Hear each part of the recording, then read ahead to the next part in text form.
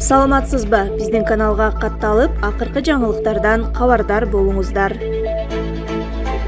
Уадалар аткарылдыбы? Жапаров менен Ташиевдин бийликке келгенине 1 жыл. 5-октябрда саясий кырдаалды түп тамырынан бери өзгөрткөн октябрь окуясына туура 1 жыл толду. Садыр Жапаров боштондукка чыгып, Ташиев экөөнүн бийликке келгенине дээрлик 1 жыл болду. Алар башкаруунун башталышында элге кандай убадаларды бергенин жана 1 жылдын ичинде канчалык ишке ашырылганын эстейбиз. Люстрация. Октябрь окуясында Жапаровдун тарапташтарынын митингдеринде эң көп люстрация талабы айтылган. Бул талапты аткарам, бирок пландардын баардыгын жалгыз аткаруу кыйын. Андыктан мага сиздердин колдооңуздар керек болот деген Жапаров өз талапкерлерине. Жыйынтыгы, министрлер кабинетинин курамы дээрлик өзгөрүүсүз калды. Анда ошол эле Бакиевдин, Атамбаевдин жана Жээнбековдун тушунда иштеген чиновниктер бар. Саясий куугунтук болбойт. Мамлекет башчы мындан ары Кыргызстанда саясатчыларды куугунтуктоо болбойт деп ишендирген. Эгерде куугунтуктар болгон болсо, анда шайлоодо менин гана оппонентим эмес, ал жерде 15-16 талапкер болгон. Биз эч кимди, анын ичинде мурдагыдай журналисттерди куугунтуктаган жокпуз деген ал Азаттыкка берген маегинде. Камчыбек Ташиев да ушундай эле убада берген. Мындан ары эч качан саясий куугунтук болбойт. Биз коомду ушундан тазалайбыз. Ар бир саясатчы жана бардык жаран мыйзамдын чегинде өз пикирин билдирүүгө укуктуу деген жыйынтык. Убада бергенден бир нече ай өткөндөн кийин Ташиев Кыргызстанда саясий туткундар жок экенин, бирок кылмыш жазасы үчүн жоопкерчиликке тартылгандар бар экенин айтты.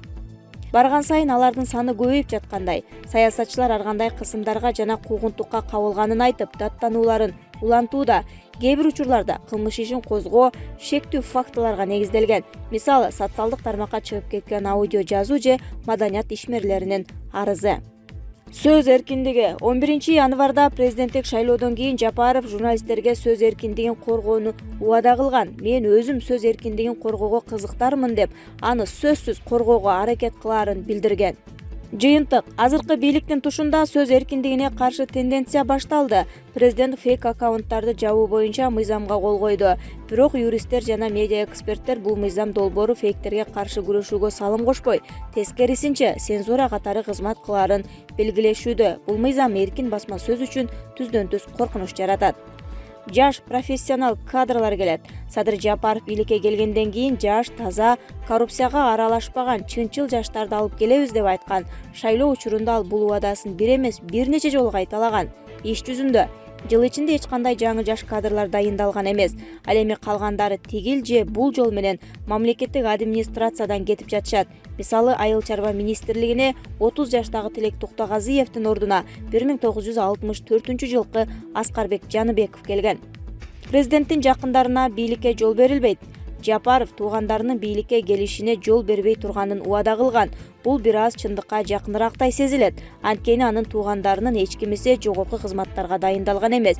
Бирок кудалары менен андай болгон жок. Жыйынтык.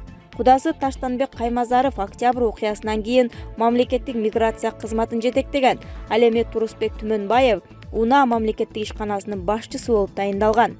Ал жакында эле чуудан кийин кызматтан четтетилди. УНА мамлекеттик ишканасынын 1,5 миллиардка тендерин анын кызынын компаниясы утуп алганы белгилүү болгон.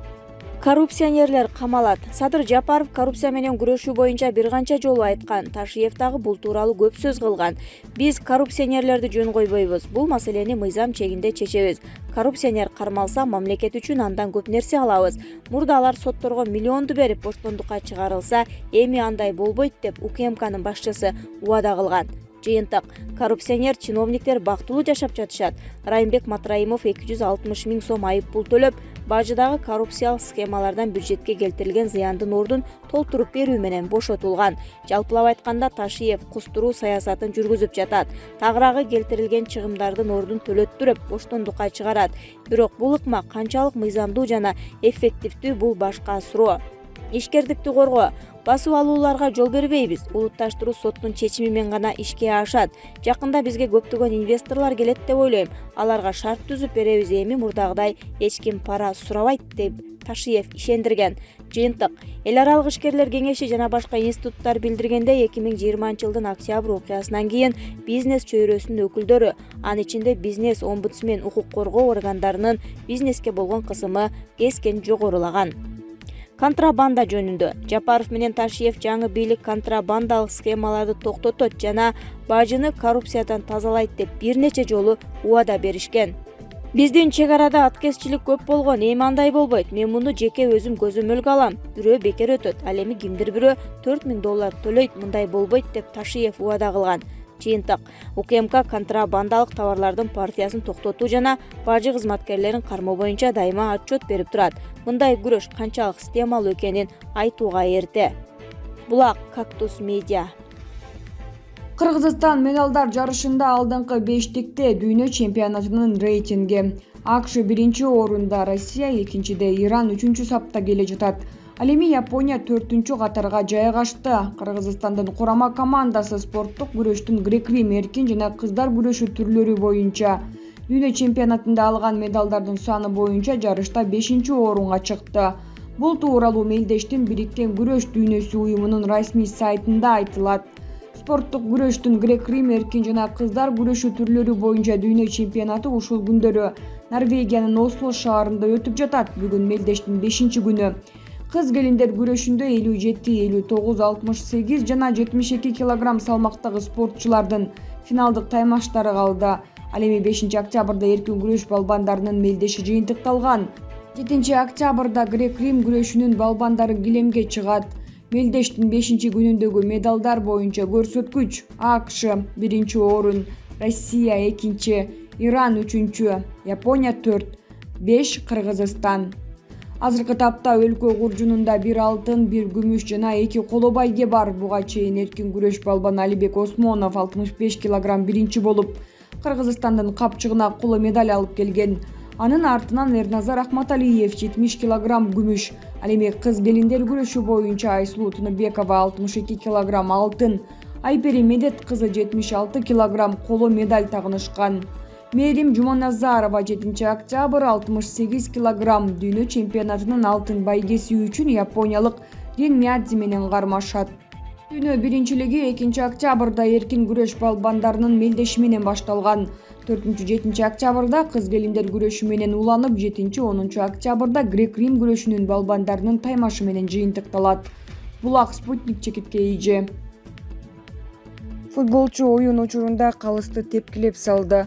Бразилиянын Сан-Паулу футбол клубунун оюнчусу Вильям Рибейро Риу-Гранди-ду Сул штатынын чемпионатынын 2-дивизионунун беттешинде калысты эсин оодара тепти. Аталган клуб Гаурани командасына каршы ойногон. Алгач футболчу калысты жыга койгон. Жерге жатып калганда кайра бир тепкенин көрүүгө болот. Рефери өзүн жоготуп, тез жардам кызматы алып кеткен. Оюн талаасына полиция келип Рибейрону кармап кеткен. Спорт билдиргендей, калысты тепкен футболчу көп жылга эркинен ажыратылышы мүмкүн. Сан-Паулу клубу аны менен келишимди үзгөнү айтылды. Рибейро эмнеден улам мындай кадамга барганы белгисиз. Булак Назар Ньюс чекитке ийже.